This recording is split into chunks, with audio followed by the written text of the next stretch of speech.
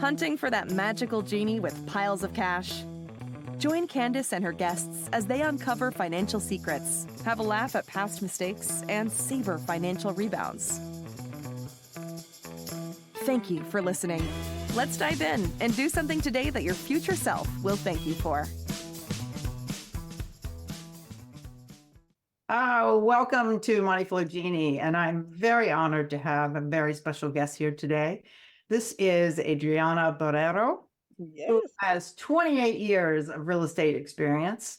She has built her own real estate portfolio with buying properties in the United States, in several states for investment and also for passive income.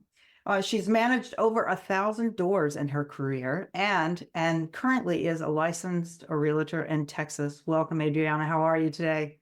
Thank you, Candice. Doing great. Thank you. You know, as we start our podcast, the one thing that I really like to do for our audience and also for our guests is to hold a space that allows you to boast about yourself, because we are not taught to be vocally proud of ourselves. And I want to change that. And so I would like you to share something about yourself, whether it's something small or a very large accomplishment. Obviously, you have quite a few that you would like to share, and hold that space for you. Oh, great. Well, it's funny because we talked earlier about one, but I'm thinking two, if you don't mind. So one is specifically when we moved to Austin in 2013, we bought a property here, and I was asking the broker just questions about the market, and I said, we'd love to build condominiums or townhouses and, be able to sell them. And then the answer to that question was like, oh, that would be impossible. I was like, how is that impossible? Let's find the answer to that. And, fast forward 6 years later, we did.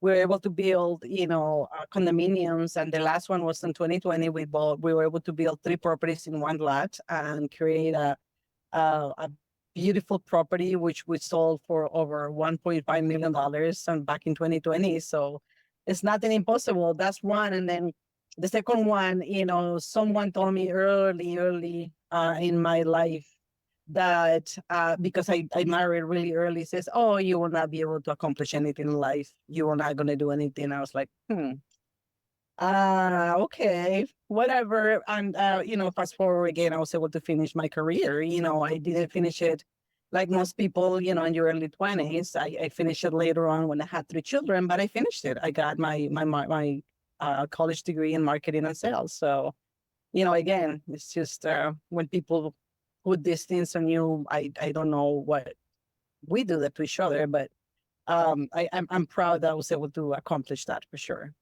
Well, I want to congratulate you on that. That's fantastic. And yeah, I mean, a lot of times I feel that people, they really want to see other people accomplish things. But when we look at what other people are doing, it's very easy to then look at yourself and say, well, where am I in that? And unfortunately, I think society and some people, they have limitations. They don't realize they're projecting that upon you, but they project their own limitations upon us. And that's the really important thing that I want to promote in this podcast, is that you can only compare yourself to yourself, and you have to surround yourself with people who are doing what you want to do, or people who have done it, so that you are getting advice from people that really understand what you're talking about. Because otherwise you'll be surrounded by people like the individuals that just told you that. Oh my gosh, can you imagine what your life would have been if you actually listened to them? Oh, yeah. I'm so glad that ever since I was very young, there has never been limitations, and I think that's due probably, if I have to give it to my parents, but mostly my mom. She was the kind of mom that absolutely have done everything she said she wanted to do. At one point in time, she had almost 4 careers going at the same time, and she had 4 children, and I don't know how she did it. I have no idea how she did it, but she did it. She wanted to become a beautician and have a beauty salon. She did it. I mean, she was an artist. She was so many things. And I think it's that there's nothing impossible. I was just basically, I think I've been able to mimic my mom. And I admire her for that. She had this spirit of I can do it all. And she was able to do so many things. At the same time, I have no idea how her days, which it looked like it was a lot longer than 24 hours, but she did so much. So I do really admire my mom for that. She took a lot of chances in life, and she was very giving. And I think that some of that is what I'm trying to mimic, basically. Right, right. The power of example. That is the most powerful thing that we have. We And do. how wonderful to have that in your own home with your mom. Yep. Wow. It's just really an incredible story. Thank you for sharing that. Thank you. Taking that in, that's really cool. I know for myself, my father had his own business, and I see a lot of my work ethic and my entrepreneurship, everything around that is based upon watching him.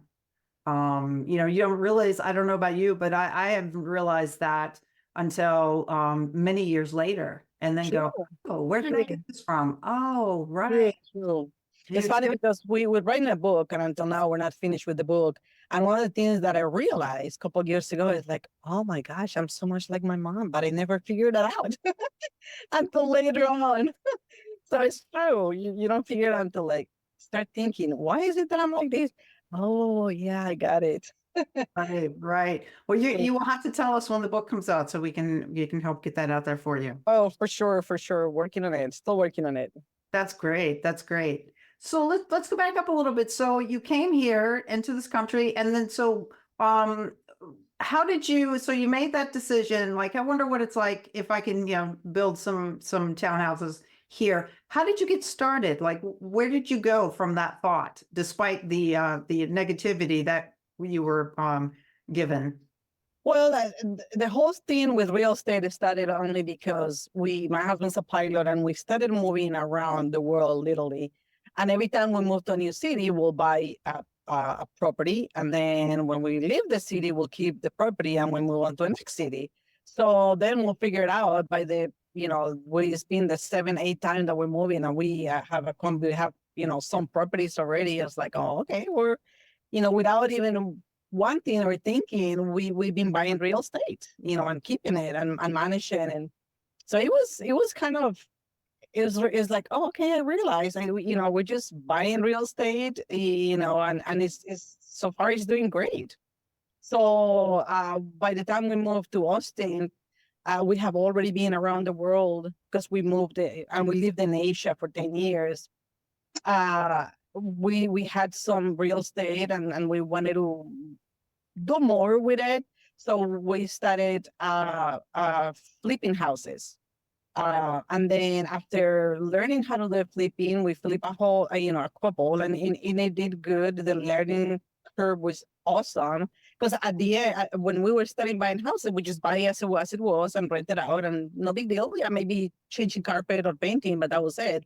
By the time we moved to us, we're doing real flipping. Now we're moving walls, and now we're adding rooms and bathrooms and so on and so forth. And then I the next thing is like, oh, maybe we can start building new buildings, build homes and new homes. And we started with one lot. That one I had, before we started flipping, I started with a partner, and then I figured out I could do it by myself. So we did this one by myself in downtown Austin, and it came out, really good. And then we moved to the next project, and all of a sudden we were building new homes in downtown Austin.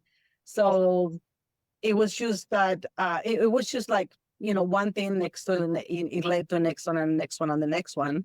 So that's how it started, just by, owning real estate, and then started flipping. And then all of a sudden it's like, oh, okay, we're building condominiums, we're building brand new homes in downtown Austin.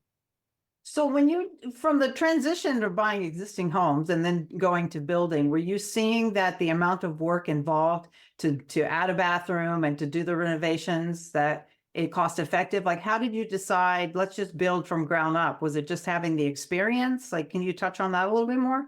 Well, I think that it's just like everything. And I think most of us that become entrepreneurs, we always want to learn more and do more. If I can do more and with my time, because at the end of the day, if I can do if I can use the same time, right, and the same hours of the day to make more money and to double that money, then why not? So I figured out that if we, instead of flipping a house that could give me $10,000, why let's not do an entire house that could give me $50,000, for example. So you got to that, I did a couple of flips and it was doing great. But then now the city will allow us to build more than one house in one lot. Now I've seen that most people in downtown, if the lot was about 5,750, you can actually build up to 2 houses in one lot. So I saw the opportunity, saw the lot, find out that this lady had this beautiful lot. It was huge, and I was able to build the first 2 houses in one lot. It was just one old house. We got rid of that and built 2. So it's like using, we have the same time, we use the same time, but be able to use it and manage it and be able to double maybe that income. So plus, I think the fact that I like somehow I like to see beautify things. And when we built the first house, the fact that I could put my touch, my personal touch on it, of designing the bathroom, designing the kitchen, I think I love that as well. I love the designing part of it, and I had so much fun with it. So it was just the logical thing to do. Right. Now, when, for instance, so when you moved into building the, did you hire an architect? Did you, what did you did? You did do So that? yeah, when we started flipping, it was like, oh, okay, well, you don't really need an architect because it was just, maybe a wall, not a big wall, it was just not a big deal. But when I saw the opportunity to buy a lot and be able to design a whole house, then then we knew, I figured out we need an architect, we need an engineer, we need a contractor. So little by little, we'll be putting all the pieces together. And we, by having doing it a year or 2 prior to this, we already had a list of engineers that would be in the area, architects in the area, contractors in the area, people that will help you. And then I started putting all these people together. And that was how it's like, oh, okay. So I would call them, I called the architect. It's like, hey, I found this lot and I would like to build something. We'll tell you, okay, we'll meet at the lot and says we can build this and this and that. And this house could be this big and that house could be that big. And so we working together, talking together. He will give me a picture, then he'll send it out. He was like, let me write it, let me put it in writing. And then, working with the 2 of them, we were able to tweak it. And many times I will sit with him and like I say, the part that I could design. So I said, let's move this bathroom because I don't like it, the bathroom here. Let's move it here, or let's create more windows or more space. So it was just great because now we're designing along with the architect. So yeah, it's just putting all these people together that we were able to meet, and met all these people prior to when we started building from the ground up. Right. Now, did just for sake of somebody that's interested in doing this type of real estate asset development, did you have another full-time job while you were doing this, or did you devote all of your time? Yeah, no, this has all been me. Fortunately, I have a wonderful husband that takes care of that. He works full time and he brings the money. So Right. I'm so blessed that I could actually do this 100% of the time now. So my time was most dedicated before this. It was for my children. I wanted to make sure that they have until they went to even college, because 2 of my kids live with me, even, when they finish college. I was just dedicated to them, make sure that they have a safe, place to come home and food and so on and so forth. So that was my first job. But the minute the baby moved out of the house, they gave me the freedom to be able to put all my time into this.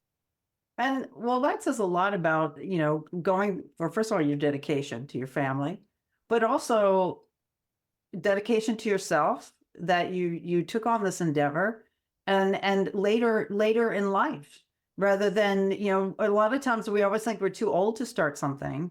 And this is quite the undertaking that a lot of people would be very intimidated by, after, it's like, the empty nest syndrome, how to do that and where to go. Did you have any upper limiting beliefs, or any kind of a thought process while you were going through this that was like self-doubt, or was this like never limited beliefs? I never had that. I guess, like I say, it started from my mom, and I I guess I've always had the curiosity of reading books, reading books, reading books. And the minute I started reading books and falling in love with books, it has given me and opened the doors to all of this. So it's all about education, by self-education. Continue. I'm a forever student. I love, learning something new every day. I read books every single day. My job in the morning is to wake up and read at least 30 to an hour every single day. And I love that. So by educating, by reading, I never felt that, oh, this is impossible. Never. I always, until now, I believe that I could do anything. And I don't know if you know the lady from Shark Tank, Barbara. She said she didn't started being really successful in her business until she was in her late 60s. I love that. So it's just that I knew when I wanted to be a mother and became a mother, I knew that was my first responsibility to them and to God. Because if we brought them to life and we decided to give them life, then that was my responsibility to make sure that they have a good place, that they had. Francisco, my husband, a lot of the times he's not home because he's a pilot. So 75% of the time he was gone. And he's only home 25%. So I needed to be home with them. So my life and my dedication was my children until the last baby will move out. Then there will be a time in which I will take time for me. But before that, it was just about, and there was never any limitations in my mind that I can just do everything I want. Obviously, we have to educate ourselves and make decisions based on education. But aside from that, there's just no limit. For sure, no limit. When you're looking at the education, did you get like various sources on the same topic, or did you just like primarily focus in on like one particular book, or like how did you go about finding the type of education and where you felt like you did just pay attention to your gut and what felt really comfortable and that this makes sense to me? Is that how you continue on? So that's a great question. So when we moved in from Alaska, because we lived in Alaska, and from Alaska to Austin, my husband, we have already been buying properties, throughout, many years. So he heard an ad on the radio that they were teaching a seminar of how to flip homes. And he was very intrigued and he invited me and I say funny because I said to him, I'm going to clean toilets and change toilets. And he's like, no, let's listen. So we went to it and I was very skeptical. I'm always skeptical because I know that at the end of the day, they're pitching money. They're always selling something. So I was extremely skeptical, but I said, okay, let's go. So I went in and I was like, I think there's something here. So from there on, on the third day, it was Saturday and Sunday. By Sunday, yeah, I was sold. I was sold on it 100%. And it was a chunk of money, but I told Francisco, I say my husband, I say, if we decide to do this, it's on me. If we fail at this, it's blame it on me. It's not to do with you. It's all about me because this is going to be my baby. And he says, hey, take it on. So, and it was a chunk of money that we signed up at that day, and that they started teaching us how to flip homes and what was the process behind it. So I wanted to go in and make sure that whatever we did, it was with someone that knew that done it before, that then, and obviously the track record was, was a really good track record. And trust me, I believe it. When I listened to them talking during that weekend, I was looking everywhere to find something negative about those people. And just looked for hours at what they were talking about, and I was not able to find absolutely nothing in the negative. I was like, there's got to be something to this. So sure enough, they're great people until now. They're fortune builders. The owners are, Dan, Paul, and they're just incredible people. I'm grateful to them. And ever since, that was it. That was a door that it was open and it was all education. And ever since it's been a nonstop education of real estate. And we've done through many other seminars of different people. But I think those two Fortune Builders was just the open door for us. That's how we all started. And from there, it's just conference. And the more we go to conferences, the more people we meet, the more books are suggested, the more and more that we can learn from just so many, because that's different assets in real estate, so many different assets. So there's just so much to learn, so little time. Oh my, it is so little time. Sometimes, the fear of missing out, I can get caught up in that quickly. And I have to remind myself, stay focused on one asset. And that whether it's single family, multifamily, different types of commercial real estate, industrial, people are making, successful endeavors in all of these. It's just, you got to stay narrow focused one at a time in order to be successful. And one thing that I found between my own personal experience and also interviewing people and doing the networking that you're talking about is that the experience that people have just by, you don't necessarily have to experience bad things, but you can listen to someone who is experienced and therefore say, this might be too risky of an asset for me to go into. It's beyond my comfort zone. Or this is something that really intrigues me. And I really like that. Like you were just talking about the design aspect, that you really like that. That's why I like the building the houses, and that just like fits right there within who you are. And I think that's something that we miss sometimes. And that's why I wanted to interview all different types of people in various types of real estate to see like, what is something common within me that I'm hearing this other person? And is that asset type of real estate something that would be a better choice for me, as opposed to something that may just seem very dry and just a replacement of another job that I don't like to do. Right. So that's really fantastic to hear the combination of your personality blending and just the natural flow and getting that education and the mentorship. And so after you did your vetting for all of them, so now we've got podcasts, we've got YouTube videos, we've got books, we've got seminars. Seems like there's real estate is, once you're in something, then you'll see all the opportunities. And like if you didn't notice it before, then because you weren't looking for it, you won't see those opportunities. So I think it's a really amazing thing that you talk about of bringing the mentorships in. The other thing I wanted to touch on too is you had managed over 1,000 doors. Can you talk about how that experience has really helped you moving forward in your real estate?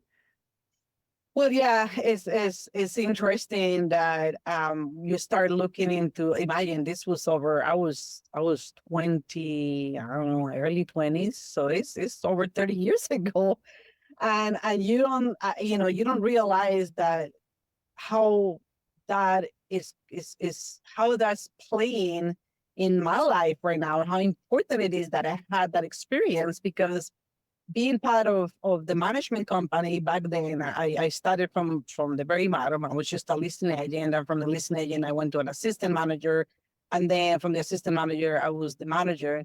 So by just doing that, you're able to understand the process behind doors, because as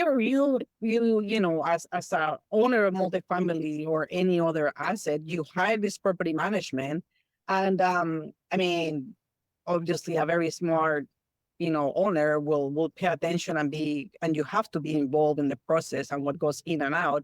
But at the end of the day, I don't know how many people just say, oh, okay, no, the property management, they're just going to take care of everything. And it's so important to be able to follow through. What happens with the listing agent? What happens when those doors that are closed and it's just you and the listing management, the listing manager and the property manager? What's going on? What happens with maintenance? What do they do? I remember with maintenance, and I was telling my partner the other day, my business partner, there was this particular property that we didn't have enough maintenance materials. I guess it was the budget, maybe it was too low. And they were doing is just bringing parts from one apartment to the other.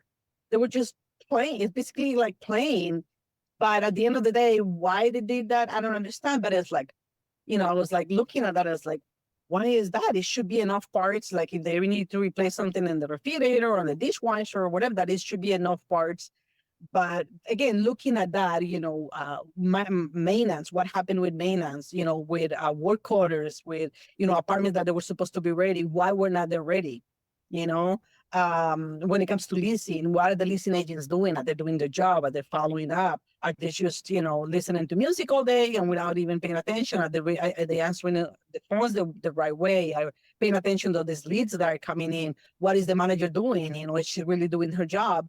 And then I also mentioned earlier that in one of these companies that I work for, the owners find out that there was this property manager that is being stealing money from them. So what happens is one of these, I don't know how many units, but I know at least one unit was vacant. So what she did is she rented out to somebody and she was getting cash for that unit, but that unit was sitting on the property as a vacant unit.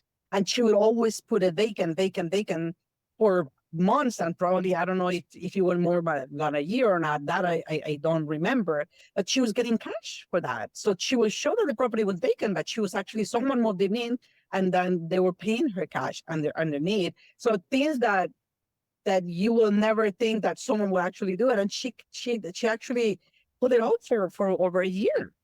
So, experiences, I mean, someone, and then on top of that, she was buying, for example, I find out that she bought an entire computer for her son because her son was going to college and she was using the money of the company.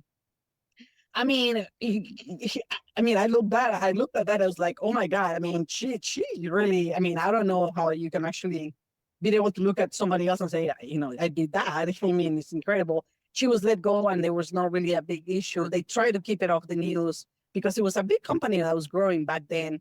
But again, by seeing all that, it allows me to see what's possible and what could happen if you're not on top of your property managers, your leasing, your maintenance people. I mean, it's just a whole world of things that I've seen and experienced personally. So, moving forward for my own multifamily or any other asset that I decide to have, then now I know what is exactly that I need to look for.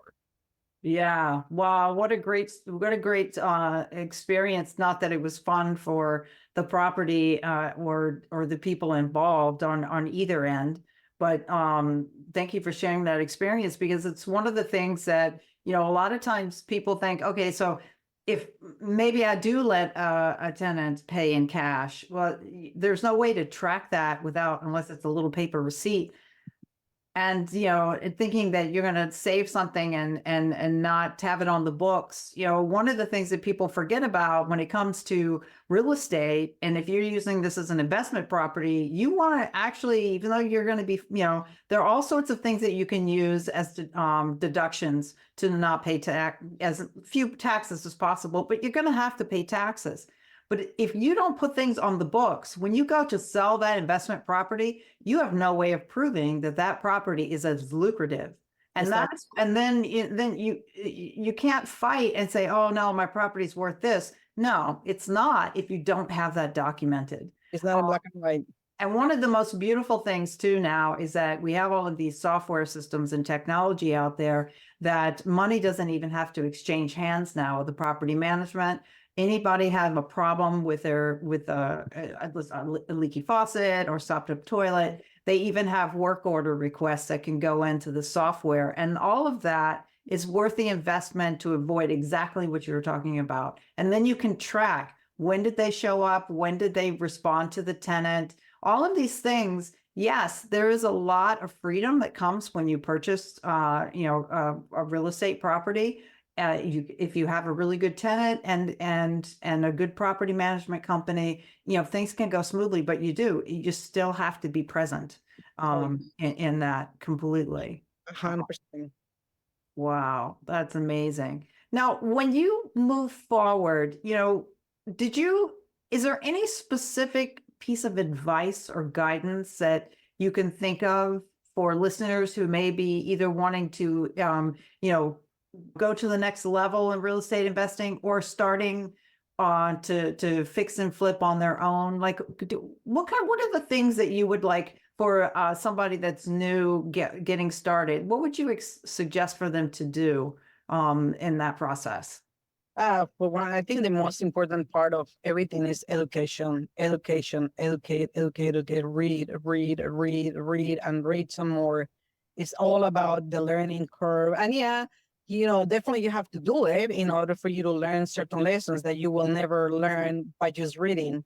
But there's a lot of lessons that we can also learn throughout the reading process, because there's a lot of books that people have written in the past, and in them they're reading, they're writing their lessons, what happened, how do they manage, and some of these books will put the good, the bad, and the ugly. And it's awesome because then I can prevent, we can prevent, oh, okay, that happens to them, then this is how they manage it.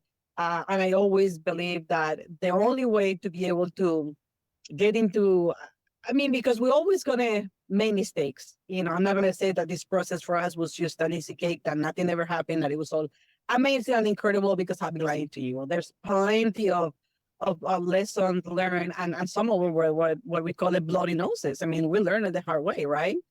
However, it was just trying to, when I decided on the coaching, for example, on 2014, that we made the decision to coach, and we never in our life have put in, a chunk of money on coaching before, but I knew that it was the right way to do it, because it was like, I'm taking the education. So it's taking the freeway versus the local, stopping and learning.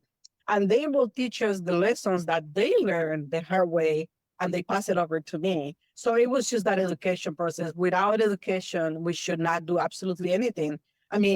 Yes, that we obviously took the risk to do it and to purchase properties and to flip them, because you're taking the risk, right? We don't know, nobody knew that was going to make, obviously, again, the education, you run the numbers look good, and then we went ahead and do it. The minute we signed up with the coaching, we started in May.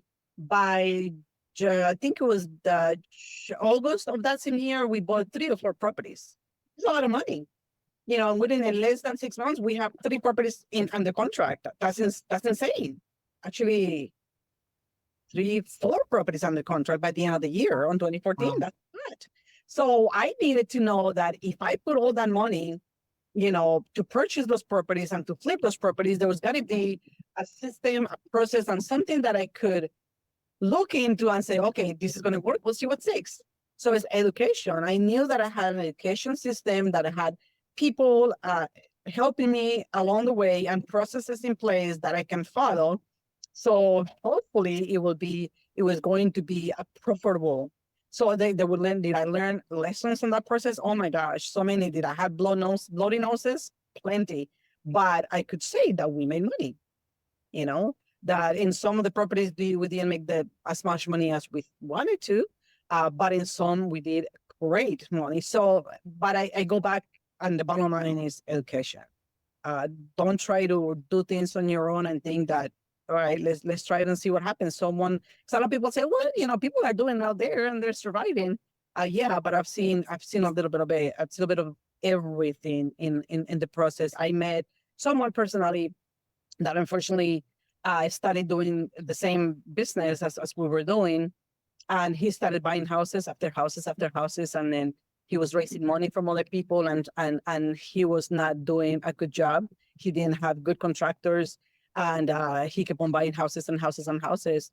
I think by the 10th house, he started losing it, to the point he lost it all, and he lost not only his money in it, but he lost the money of those investors in which they put money in it. So I think he was very responsible from him, because he was just trying to show off, because he was putting it all over social media.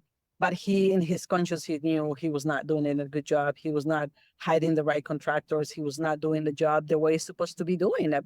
Every time I build or every time we put some work on those houses, I always want to make sure that it's like I was building that for my own children, for myself, for my own parents. So I knew that I was a safe place for them to live. So at the end of the day, it goes back all to education. Make sure that whatever you decide to do in life is make sure that you have some background, that you read and say, okay. And even further, even better, if there's a way to be able to hire a coach is even better, because it's going to take you, it's like taking the freeway and sticking, instead of taking the back roads, which is going to take you a lot longer. And again, they've done it. They've been there, done that, and they know what it takes. So it's all about education at the end of the day. Yeah. And a lot of those coaching programs for listeners out there, they usually offer one-on-one coaching and group coaching. You don't necessarily always have to do the one-on-one. Exactly. If you're not able to do the more expensive one-on-one coaching, there is group coaching. The only thing with the group coaching, you do have to be self-motivated. If Oh, that definitely. you are not, do not do that, because you're just kind of wasting your money, and you would need to go one-on-one. Well, if you don't want the coaching, maybe a conference. A lot of people do Right. not have the money for coach, but you can go to a conference that you can pay anywhere between, $200 to $1,000, and you could grade great education in a conference over a weekend, 2 days or 3 days. If you don't have the money, right, because it's a chunk of money, but by reading books and going to conferences, you still gather a lot of information, a lot for sure.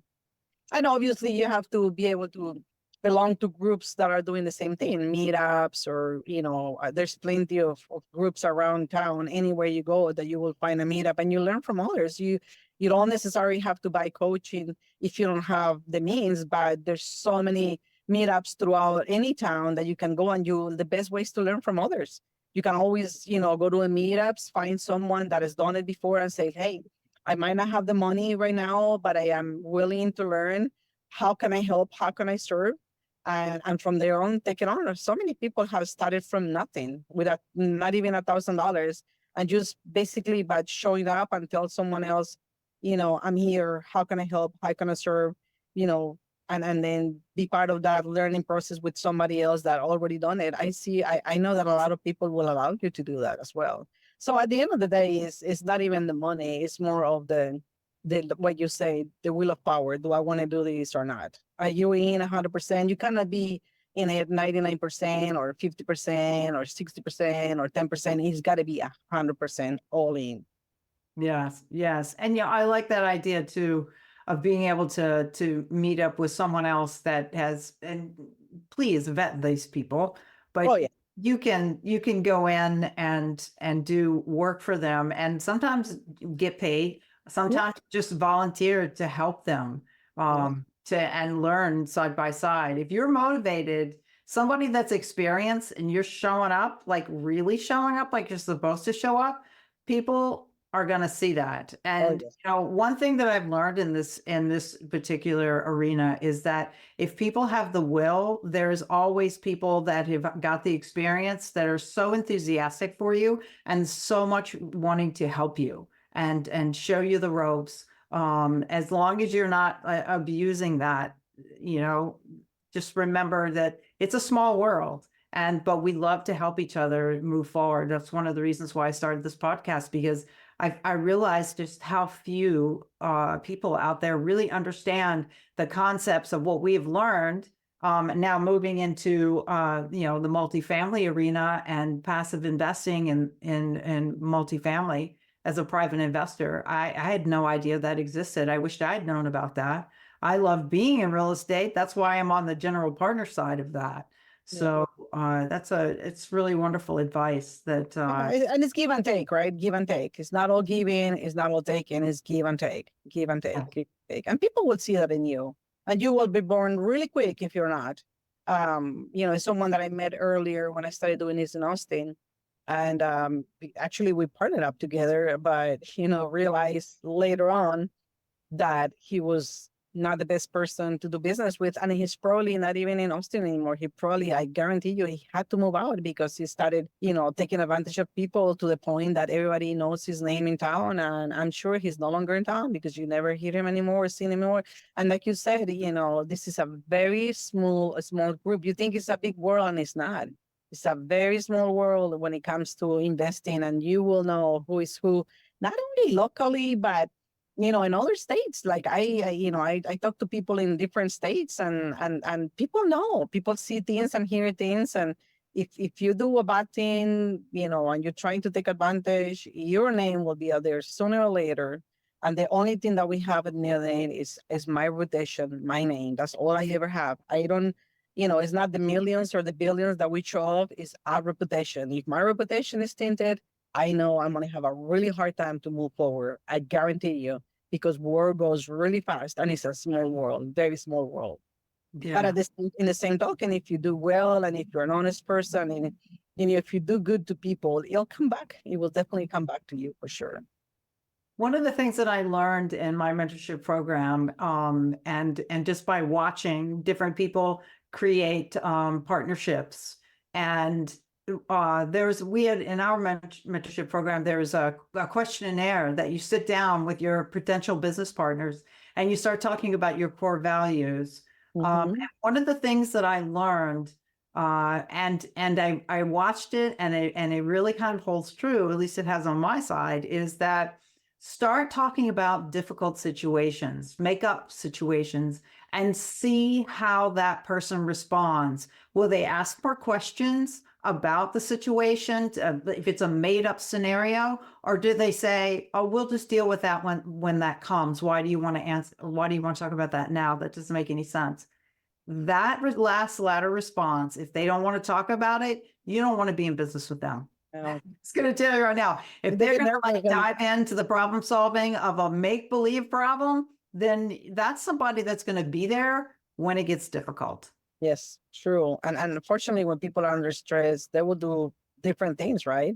Either you paralyze and you won't move and do nothing, you will lose your mind and start shouting and mistreating people. What would do you just be a little quiet and think about it? What will you do? And I've seen a little bit of everything. And it's sad because I've seen reactions of people, in very stressful situations.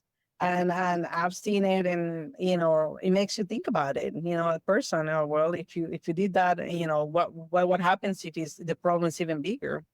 Yeah. So and in couple of occasions, I've seen a couple of people losing their minds, and I'm just there listening and looking, and I keep in my calm, and but then see them how they react. It's like you said, it's like, oh, okay, well, will this person be a good partner? Right. Is this somebody that I really want to have this conversation with? How's that going to look? Yes. One last question I wanted to ask you. You mentioned your children had, moved out and then you started your career. Are they interested at all in what you do? Are they helping you out? Yes, for sure. At least my son he's 30. He's the oldest, and he's 30. I think he's 34. He turned 24, and he's very much interested. He's been my partner, one of my partners in a couple of our investments, and he loves it. He loves it. He sees the future in it, and we're still growing, still learning. And I think every time we talked about it, out of all my children, I think that he's the one who gets most excited when I come to him and I tell him what I learned, or he gets all excited and he wants to learn more. And so yes, yeah, for sure. And then my daughter she was actually working for me for a while. And she was with me. We were flipping houses together, and she was part of helping me how to design it, and she loves it. She was really good at it.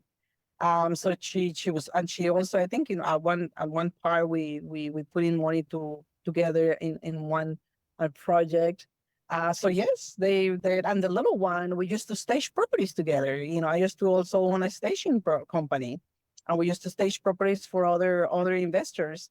And it became just because I started staging my own properties, and people will come and they look what I was doing, and they ask me, "Would you stage my property?" I said, "Well, I was not looking into it, but it became a business out of that." And then my baby daughter, as well as my second daughter, they both helped me in the staging business, and it was great. So somehow all of them have been involved in my business, one way or the other, for sure. And then obviously my husband is just, he's incredible. He's always been supportive, and every time he has a chance or time up, he's part of it, doing whatever.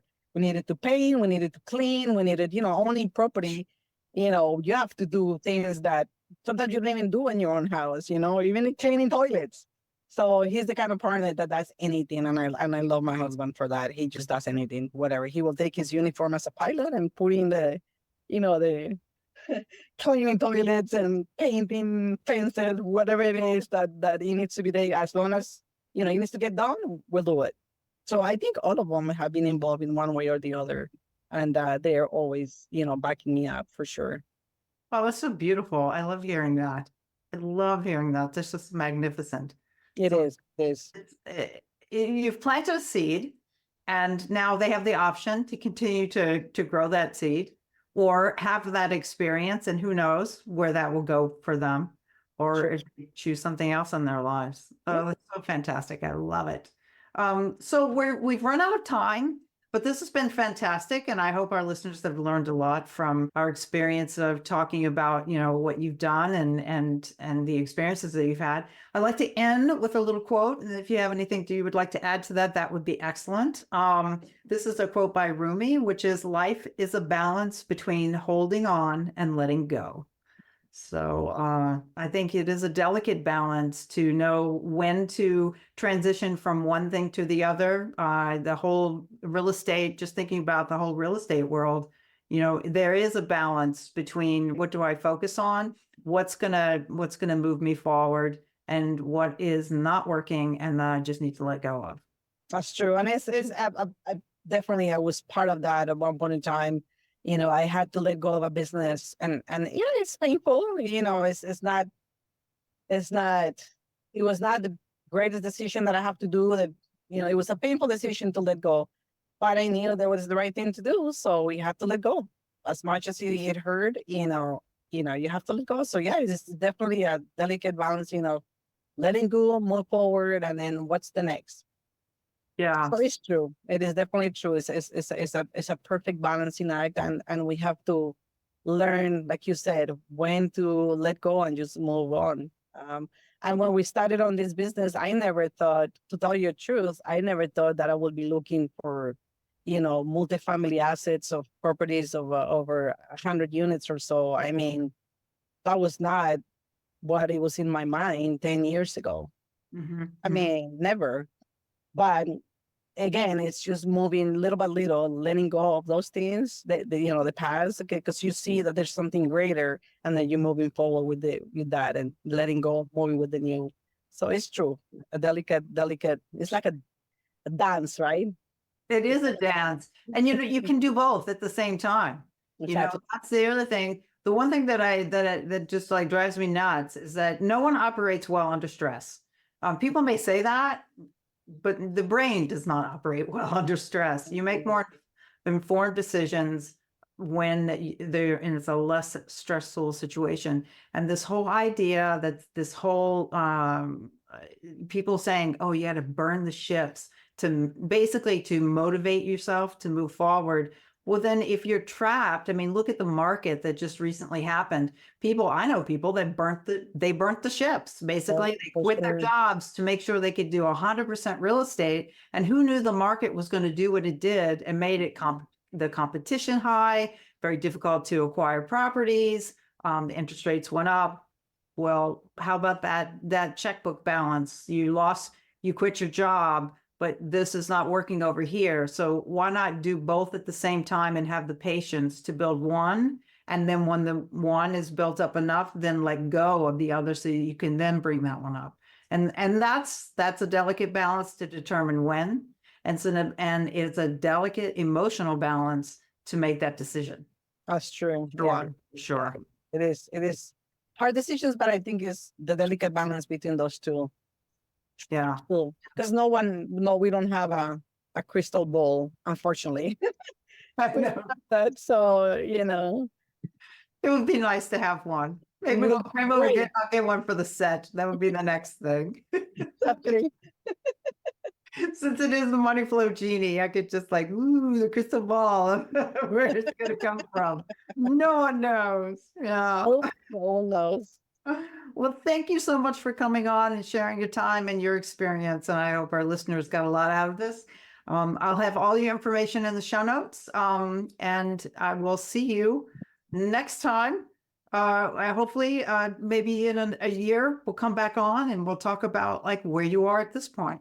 Amazing. Thank you, Candice, for your time. I appreciate you. Thank you. Okay. Thank you, sweetheart. Bye-bye. The info in this podcast is straight from our personal experiences. You alone possess the power to manifest your desires. You are the genie in the bottle, awaiting your command. So ask smart questions.